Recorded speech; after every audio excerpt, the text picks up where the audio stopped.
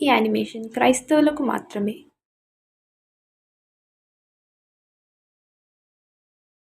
ఈ మనుష్యుడు యేసును రక్షకునిగా అంగీకరించాడు.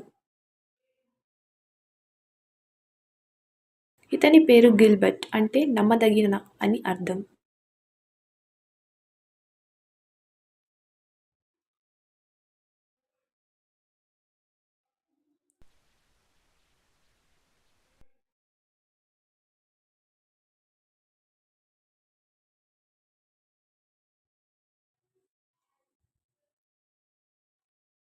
గిల్బర్ట్, పరలోకమందున్న తండ్రి యొద్దకు నీకు స్వాగతం.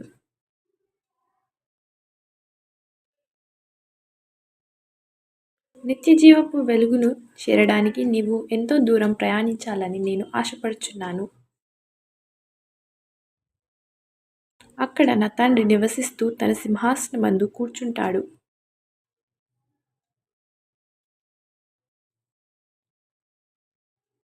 ఈ పొడవైన ఎత్తైన గోడ కారణంగా గిల్బర్ట్ నిత్యజీవపు వెలుగును చూడలేడు. దేవా, ఈ గోడ కారణంగా వెలుగును చూడలేకపోతున్నాను.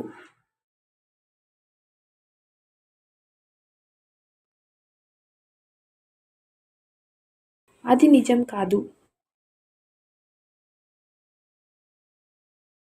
మూర్ఖులు ఈ గోడనెందుకు ఇంత పొడుగ్గా ఎత్తుగా నిర్మించారు?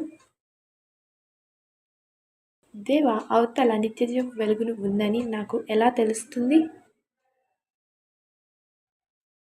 ఎవరూ దాన్ని చూడలేరు.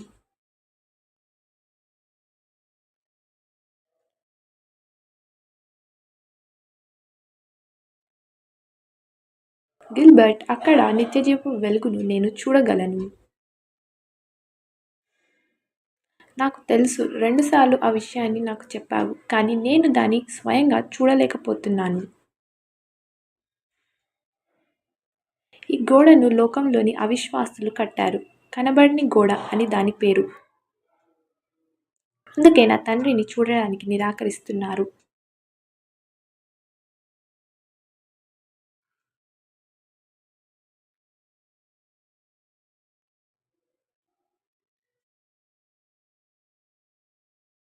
గిల్బర్ట్, నీవు దాన్ని చేరాలని కోరుతున్నాను.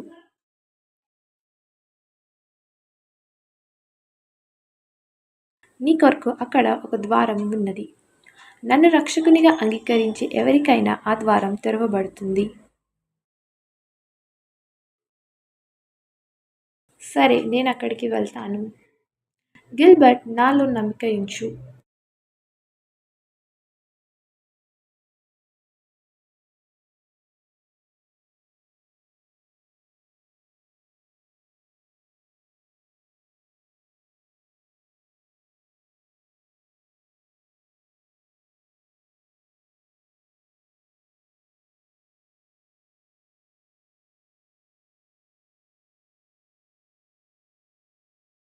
ఏమిటది?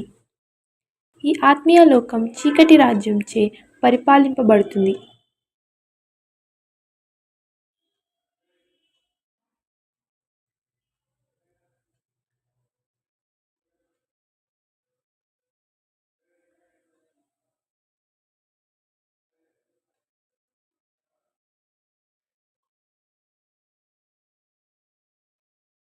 గిల్బర్ట్, గిల్బర్ట్, ఒకరోజు నీవు ఆ నిత్యజీవపు వెలుగును చేత్తావు. నన్ను నమ్ము.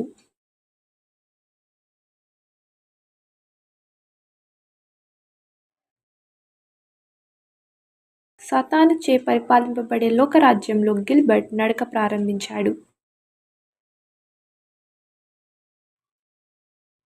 గిల్బర్ట్, నేను సదాకాలము నీతో కూడా ఉన్నాను, లోకాంతము వరకు.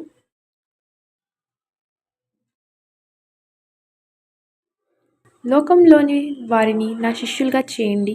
తండ్రి, కుమార, పరిశుద్ధాత్మలో బాప్తిస్మం ఇవ్వండి. నేను మీకు ఆజ్ఞాపించినవన్నీ వారికి బోధించండి.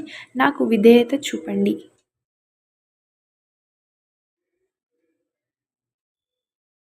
యేసు చెప్తున్నారు, నా యందు నమ్మిక ఉంచండి.